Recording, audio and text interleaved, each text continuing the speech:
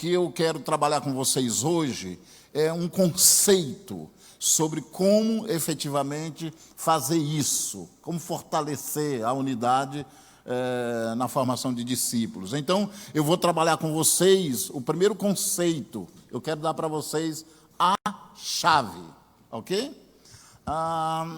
E é interessante, se eu conseguir te comunicar a chave, aí depois para você entrar nos quartos, na sala, na cozinha, fica mais fácil. Se eu não conseguir, aí nós vamos nos perder completamente. Então, fica torcendo aí por mim. Tudo bem? Põe a mão no seu coração. Pai, eu quero te agradecer por esta noite. Eu quero te agradecer por este seminário de discipulado. E, sobretudo, porque nós vamos mergulhar num livro bíblico escrito por um discipulador, apóstolo Paulo.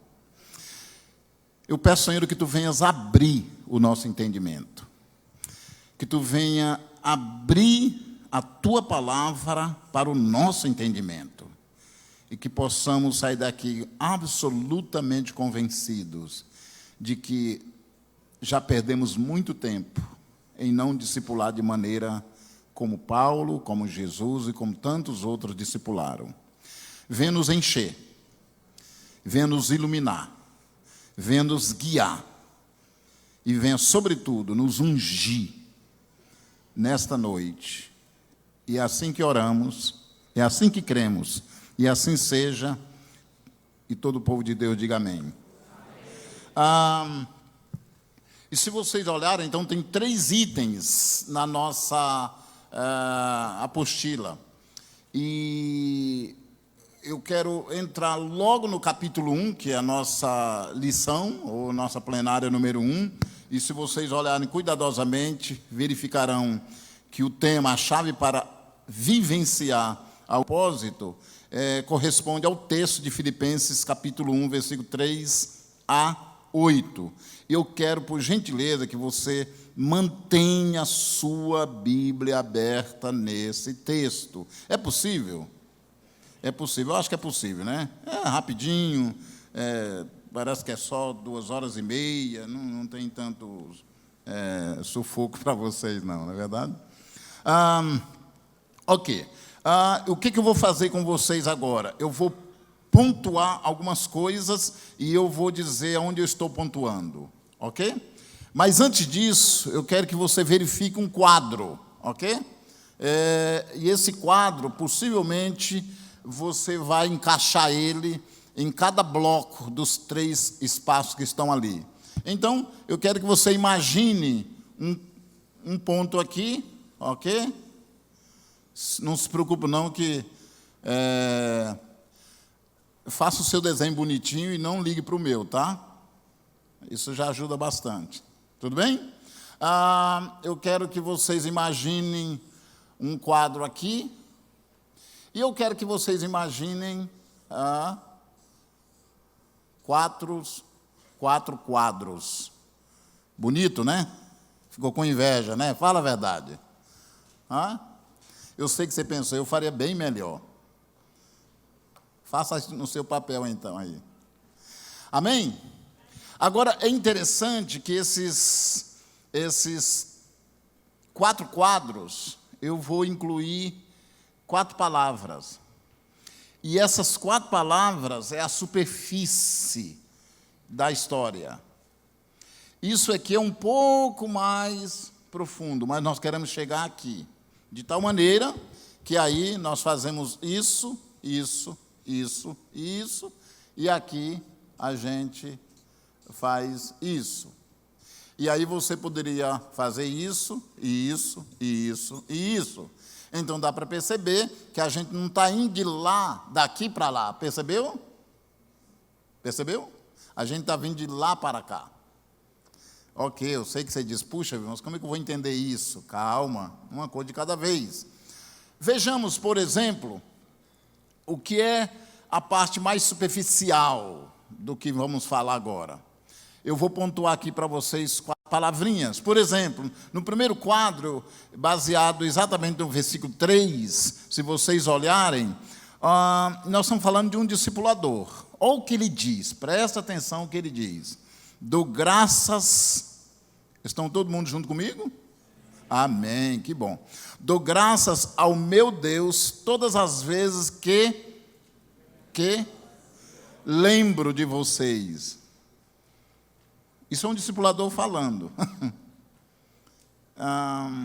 Raciocine comigo e pense em algumas pessoas que passaram na sua vida, até que você discipulou, e que você não tem boas lembranças dele. Pensou agora? Te trouxe talvez algum de sabores. Eu sei que você pensou no seu cunhado agora. Tudo bem, mas tira o teu cunhado da tua mente agora, em nome de Jesus. Então, a palavra-chave aqui é lembrança, ou lembranças, mas lembranças positivas. Ele diz textualmente: eu dou graças a Deus todas as vezes que lembro de vocês. Olha que discipulador, né? Ele consegue lembrar das pessoas que ele discipulou lá em Filipos e ter recordações agradáveis. Eu queria saber, e eu acho que todos nós queremos saber, qual é o segredo desse sujeito, né? Na verdade, qual é o segredo dele? Ele deve ter um segredo para isso, mas isso é muito superficial. A segunda palavrinha, se vocês olharem no versículo 4, olha o que diz, fazendo, é uma continuidade. O versículo 3 é uma continuidade do 4, perceberam? Fazendo. E aí me pegou, né? Porque eu não sou o pastor Aguiar, né? Vocês têm que dar né? Tirar uns pontos meus aí. Olha aí, pastor Aguiar, fazendo sempre. Sempre. E aí tem uma vírgula, correto? E depois da vírgula vem uma palavra que me pega ainda mais. Qual que é? Aí é difícil, né? Aí é complicado. Fazendo sempre e com alegria. Gente, e o que ele diz? Fazendo sempre com alegria o quê? Orações. Gente, já pensou? Esse discipulador, quem é ele, afinal de contas? Pense nas pessoas que passaram para a tua vida, que você cuidou, que você discipulou de repente, ou que você conviveu. Você vai lembrar dele sempre com alegria? Não, se você é um ser humano normal. Né? Agora, se você é um anjo, aí é outra coisa. Mas se você é um ser humano normal, tem gente que você vai lembrar dele e não tem alegria. Você pensou agora, né? Pensou, sim. E a lista é grande, não dá para fazer uma listinha? Por isso que esse discipulador me chama a atenção. E eu quero saber qual é o segredo dele. Então, ele diz textualmente que lembra daqueles discípulos que ele deixou em Filipe, e ele ora. Gente, você já parou para pensar, ou já teve a experiência de pensar, aliás, de orar por uma situação de alguém que você não está levando no coração muito... Tem um peso no coração? Você orou para o Lula hoje? É só uma metáfora. Você entendeu? Você percebe que a gente exclui algumas pessoas das nossas orações? É um grupo de discípulos, é no plural. Eu dou graças ao meu Deus todas as vezes que lembro de vocês. Será que nesse grupo não tinha nenhum sujeito que pisou no pé dele, que encheu a paciência dele, que... né? Eu estava discipulando alguém, e aí eu chamei ele para viajar comigo, e ele roubou o dinheiro da minha bolsa. Toda a grana que eu tinha vendido de livros. Né? Aí você acha que eu vou levar ele no próximo encontro? Levei. E aumentei a quantidade de dinheiro. Levei algum dinheiro sobrando, uns R$2 a mais. Eu digo, vai, rouba, miserável. Tá? Se alimenta disso. Eu quero... Tá? Eu estou agora exagerando nessa última parte. Porque para mim era um desafio. Eu estava discipulando ele me decepcionou. E eu continuo discipulando. Só que ele não rouba mais, tá, gente? Ufa, amém, né?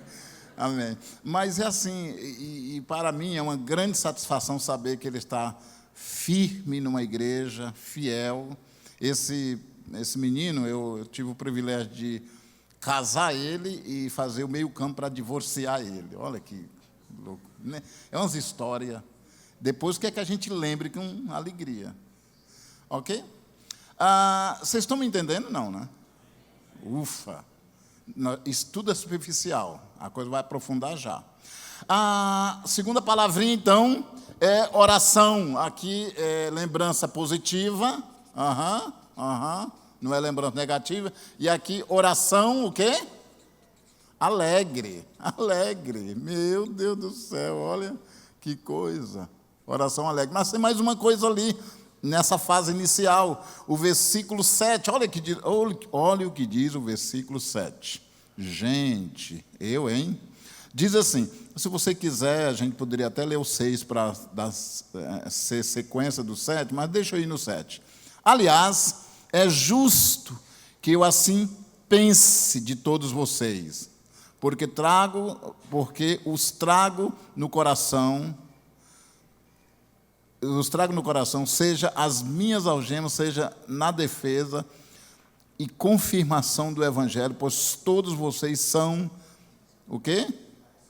Participante. Olha a palavra participante. Às vezes a gente lê em português, nem imagina o que significa a palavra participante. Essa palavra participante é o termo grego koinonia.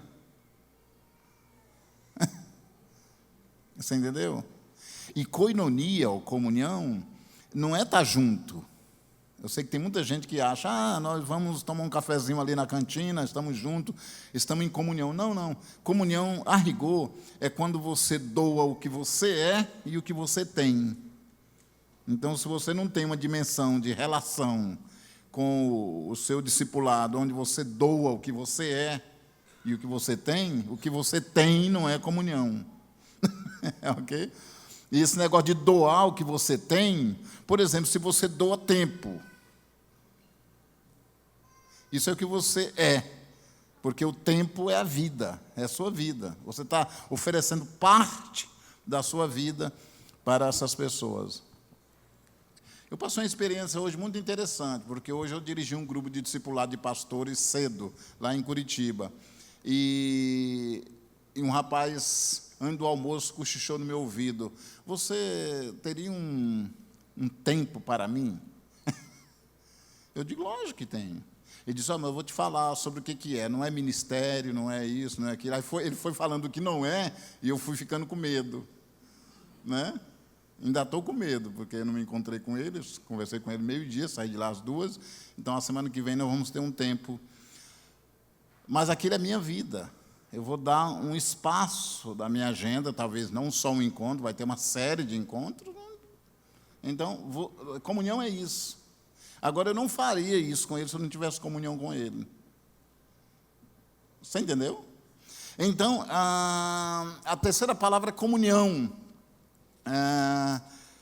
E o Paulo, ele,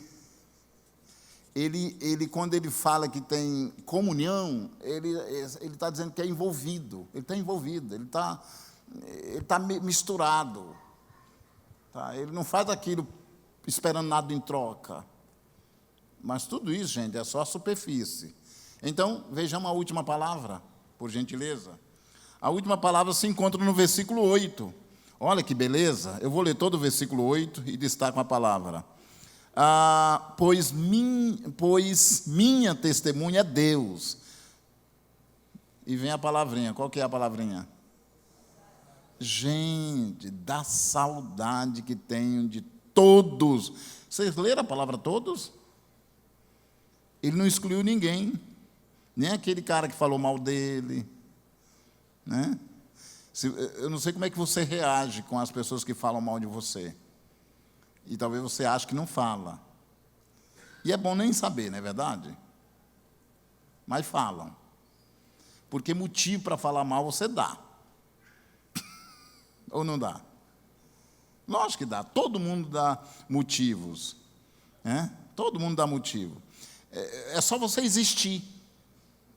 Né? Olha o teu cabelo. E você já percebeu como é que você anda? Hã? Já percebeu? Como é que você... Olha o teu pé, olha o teu... eu estava andando em direção a um amigo meu, quando eu cheguei perto dele, ele disse, rapaz, eu nunca tinha olhado como é que você anda, não. Você anda com o pé jogando assim. Eu digo, rapaz, por que você não cuida da tua vida, rapaz? Vai cuidando do meu pé. Quantas vezes ele já falou isso para os outros? Você viu o jeito que o Josadaque anda? Agora todo mundo vai ver como é que eu ando. Com exceção de Joel, né, Joel?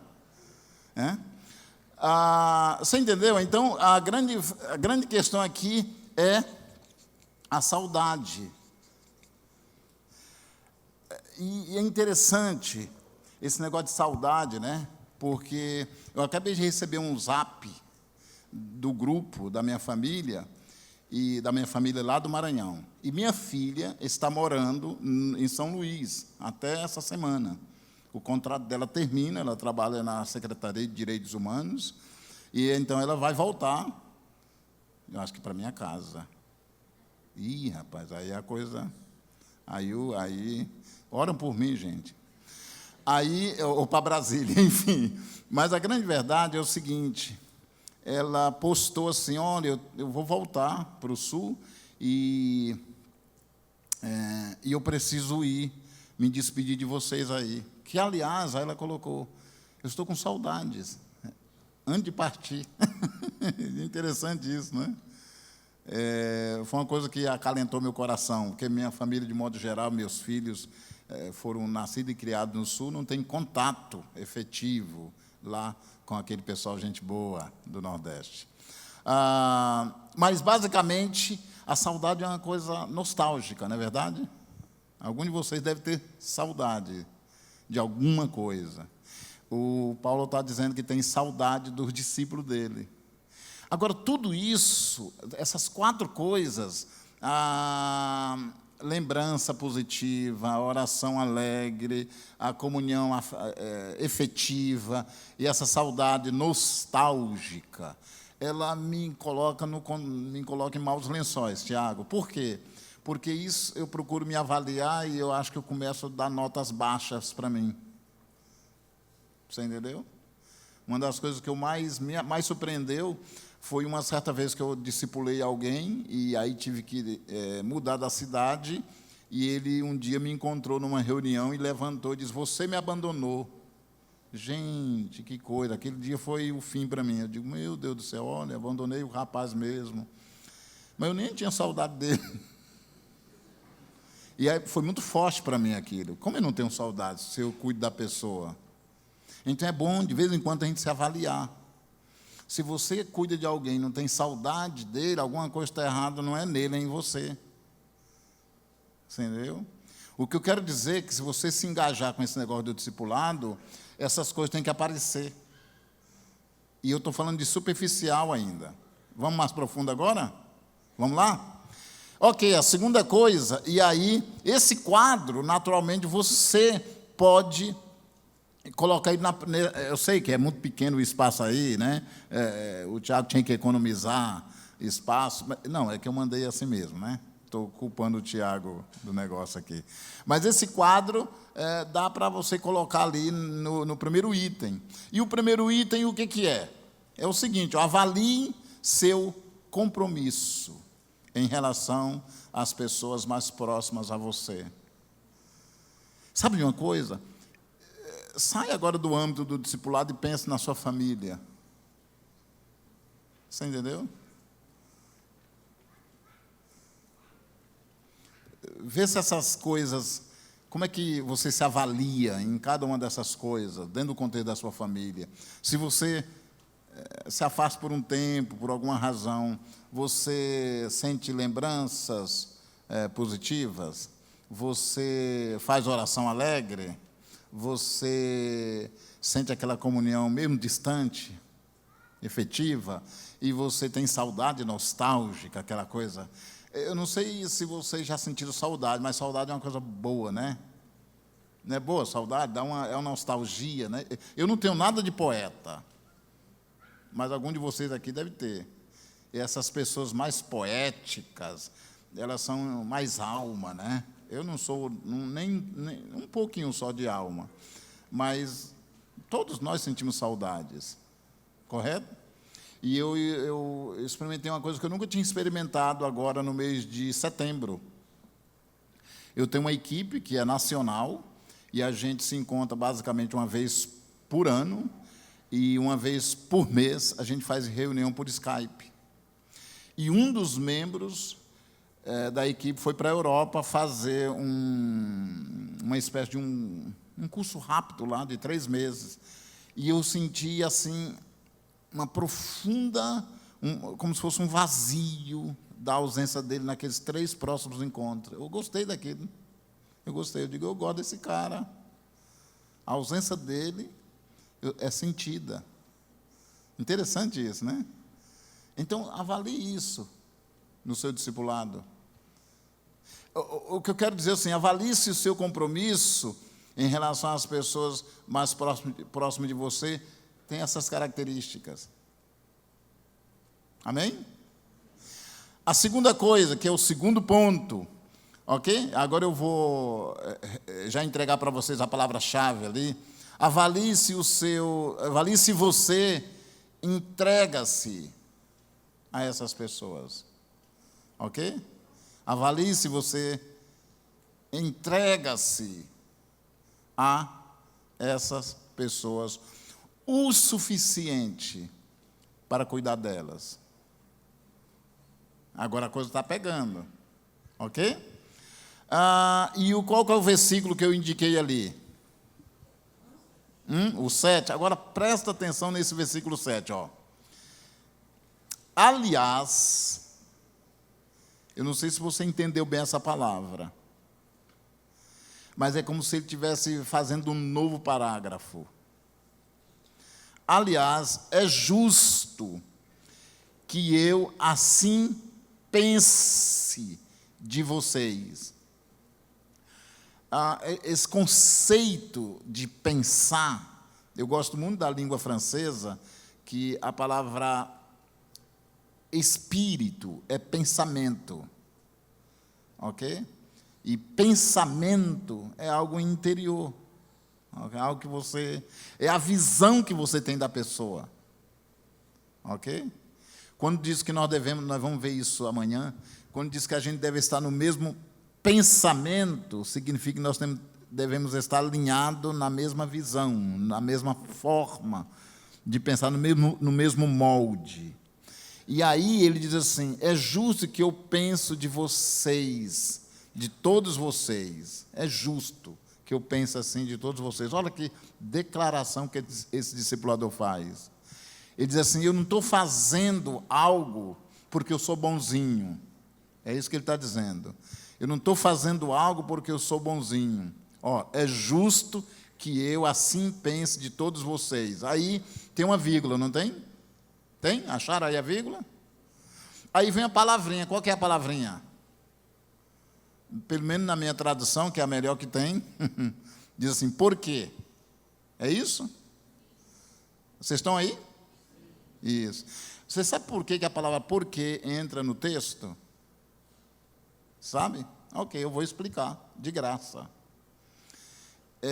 Todas as palavras, elas são códigos, elas têm o seu valor, elas não são utilizadas aleatoriamente. Se você quer entender um pouco disso, leia Graciliano Ramos. Pega um livro dele, especialmente Vidas Secas, e leia a 4ª capa. Ele vai explicar como é que o escritor trabalha com as palavras. E nós deveríamos também trabalhar com as palavras de uma maneira legal e bem, utilizá-la de maneira corretamente. Digamos, se você está lendo a Bíblia e acha a palavra portanto, um exemplo. Toda vez que a palavra portanto aparece no texto bíblico, pelo menos, significa que o que vai ser falado na sequência está linkado ao que foi falado anteriormente. Só serve para isso, portanto. Só para isso. E o porquê? Eu quero saber do porquê. O portanto não me interessa. O porquê, sim. O porquê é o seguinte: todas as vezes que a palavra porquê aparece, ele vai explicar o que acabou de dizer. Viu como é fácil? Você sabia disso? Também é irrelevante, né?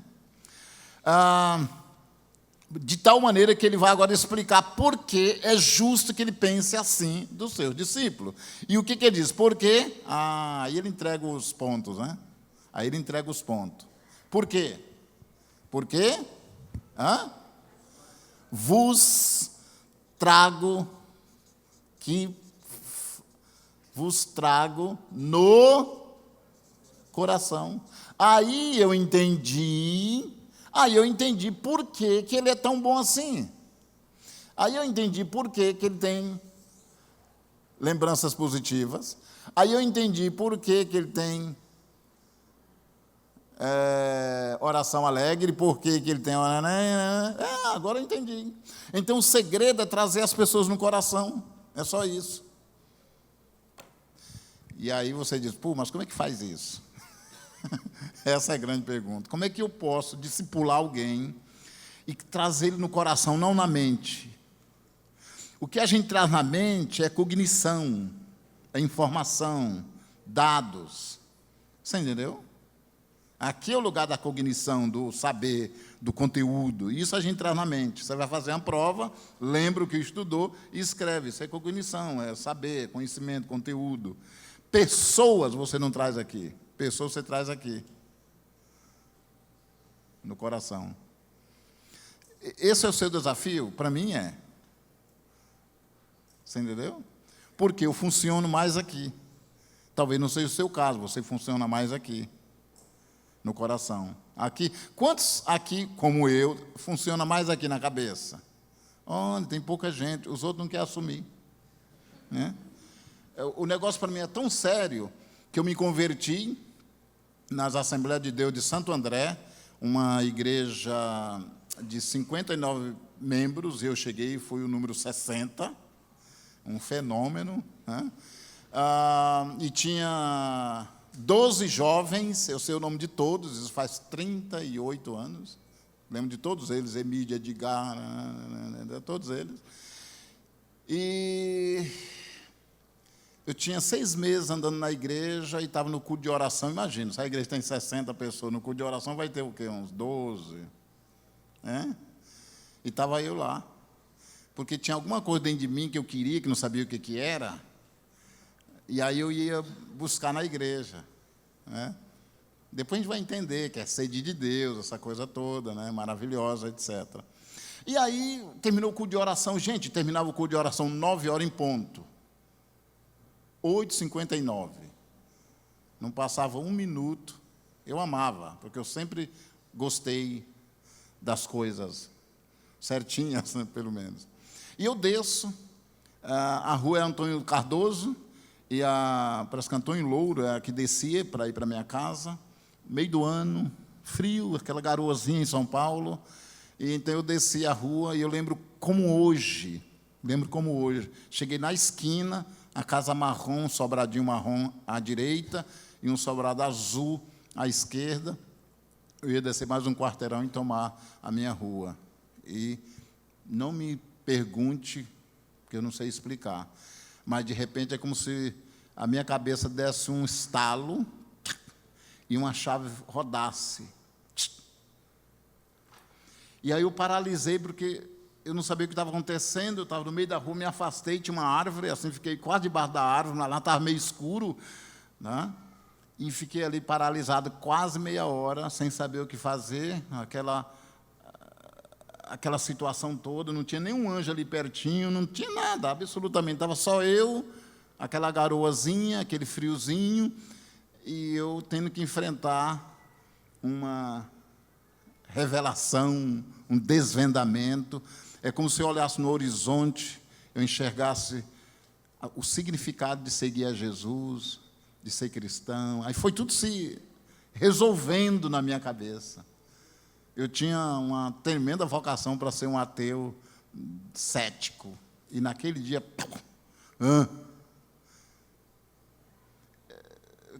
foi na minha mente que a coisa aconteceu. Pelo menos eu acho que foi.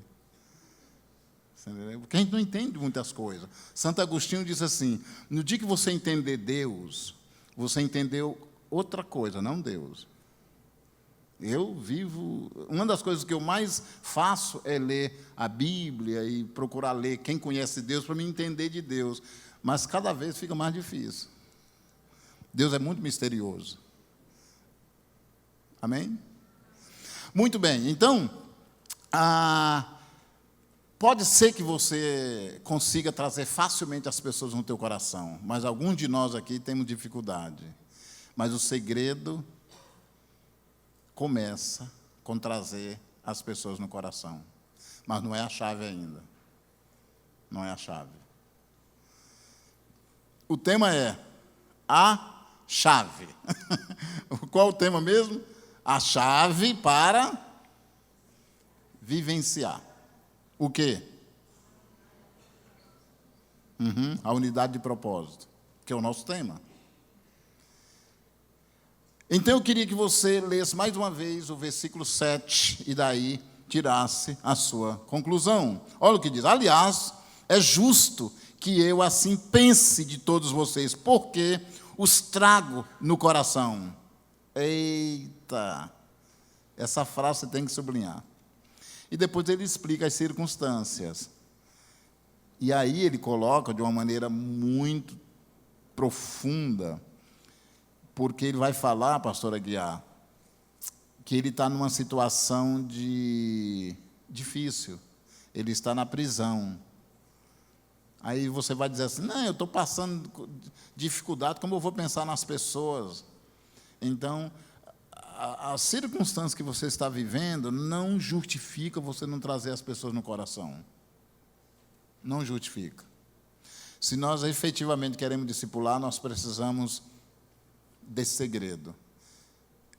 E eu preciso tomar o caminho de como desenvolver a habilidade, a graça de trazer as pessoas no coração.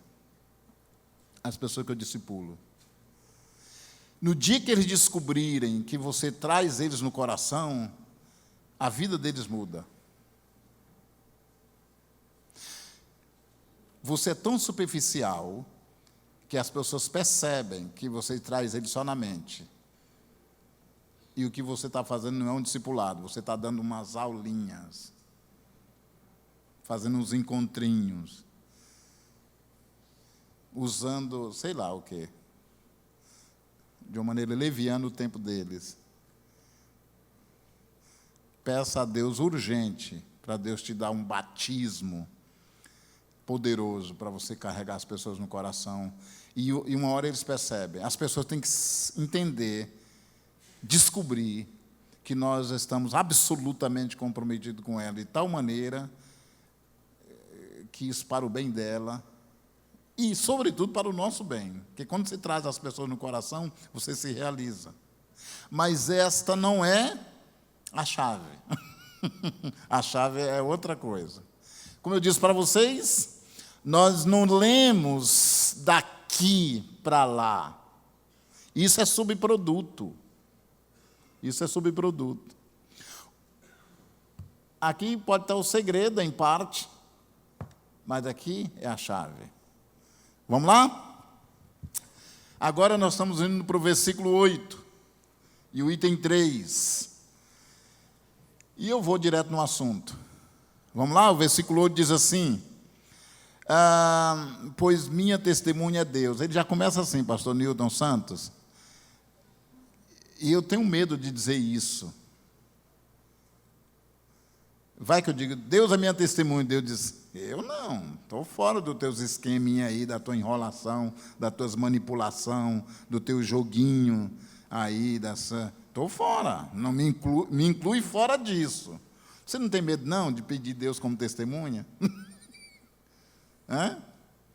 Mas esse discipulador aqui é fantástico. Ele diz, eu coloco Deus como minha testemunha. Ele não colocou nem Timóteo, Silas, que eram os discipuladores mais próximos dele, ele não colocou. Ele pegou Deus, disse, Deus é minha testemunha. Deus sabe que o que eu vou dizer aqui é de verdade. Gente, esse discipulador me assusta. Vocês têm algum aqui em Blumenau assim? Mas vai ter, né? Um glória a Deus ali, assim, meio tímido, né? É que você precisa ser esse discipulador. No dia que essa igreja, ou qualquer igreja, tiver discipuladores assim, você vai ver a revolução e o pastor vai ter que mudar, vai ter que abrir outros horários de culto, porque a coisa vai mudar significativamente e muitas pessoas virão ao Senhor. Então diz, pois minha testemunha é Deus, da saudade que tenho de todos vocês. E aí tem uma vírgula, e ele vai falar a chave. Como é que está aí na sua Bíblia? Ah, que bom, eu estou olhando ali o texto, a tradução não está tão boa, mas é o suficiente para a gente entender. Perceberam que ele fala assim, eu vou olhar aquela tradução, ó, entranhável. E a palavra-chave ali é entranhável. É uma palavra muito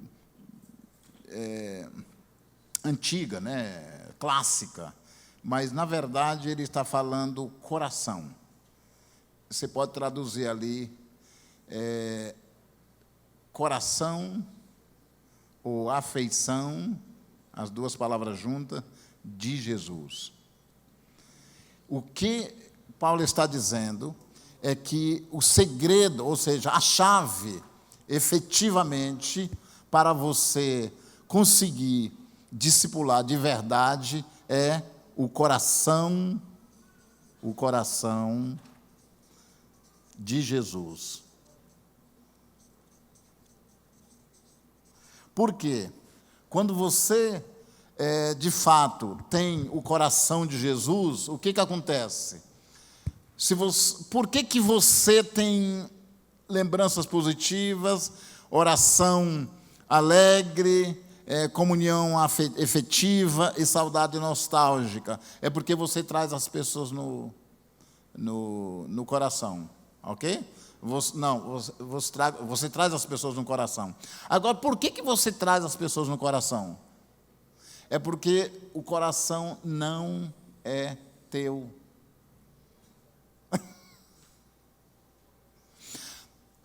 Se os meus discípulos depender que eu traga eles no meu coração, eu nunca vou trazer.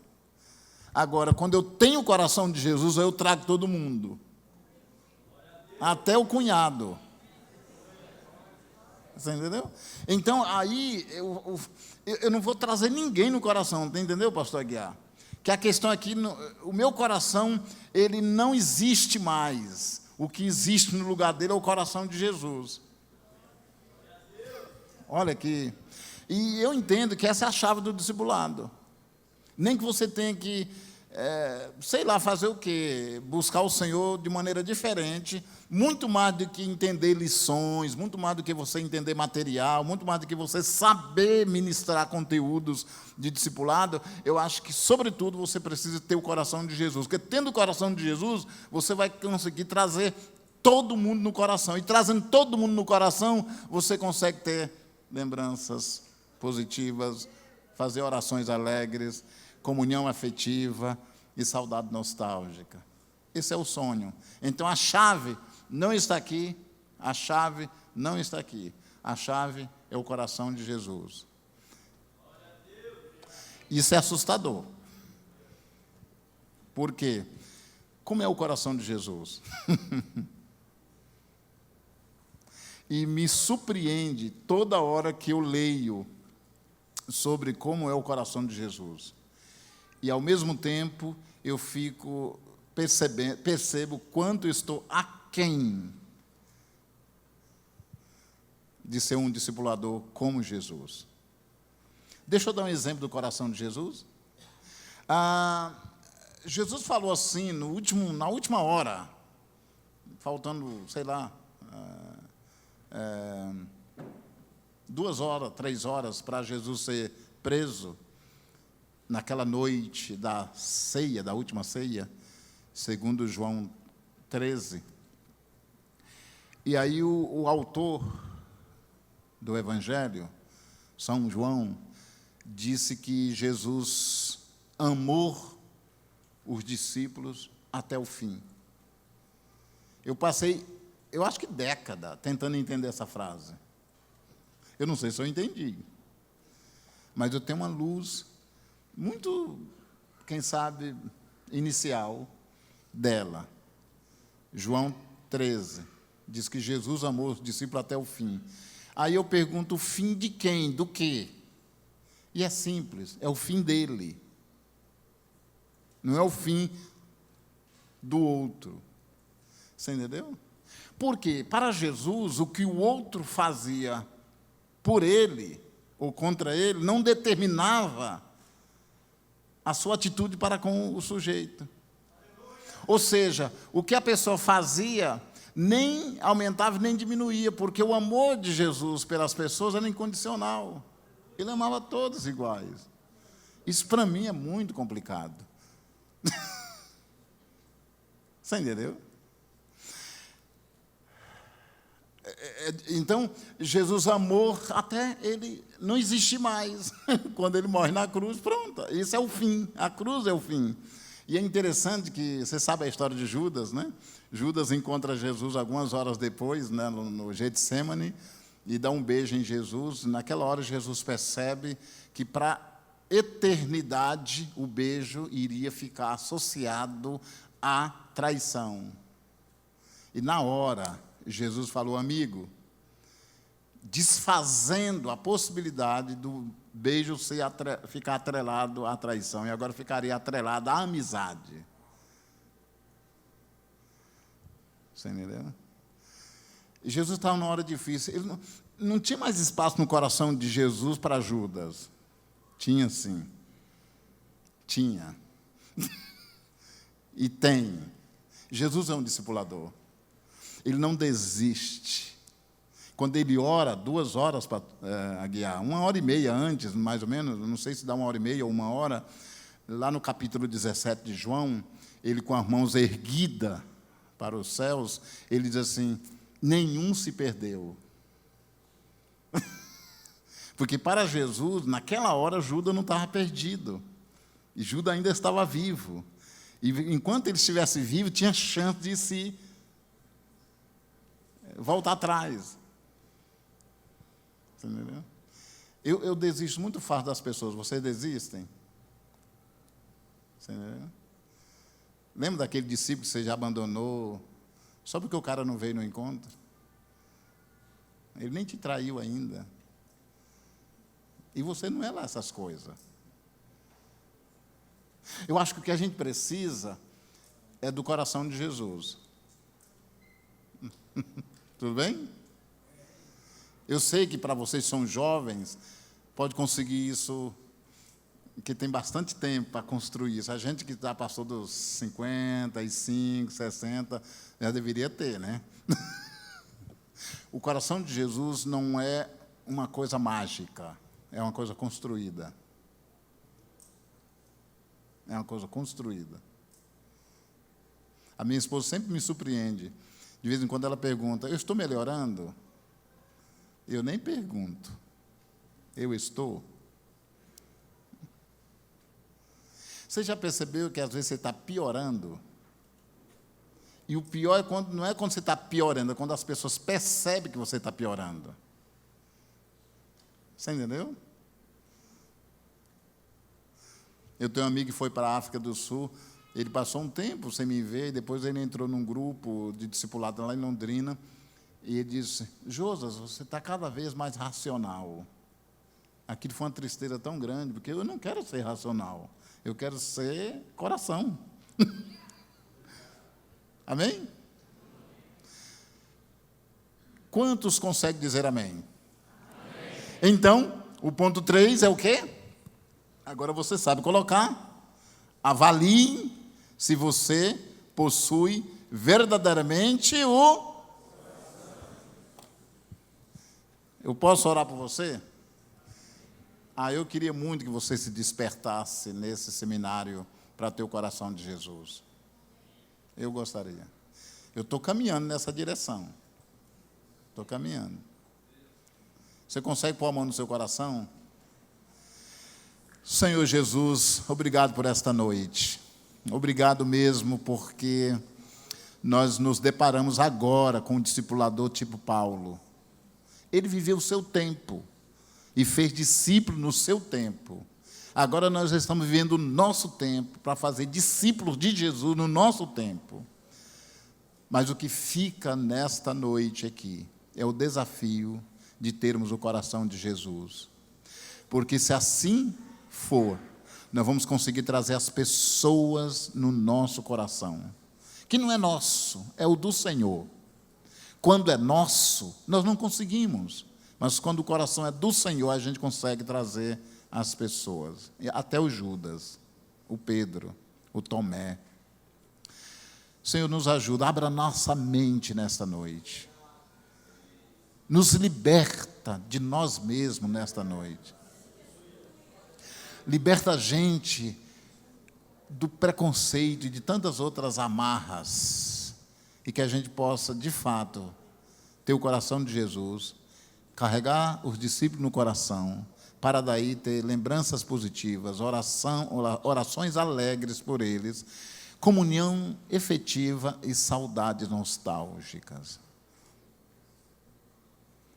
Senhor, é assim que oramos, é assim que cremos. E assim seja. E todos digam amém.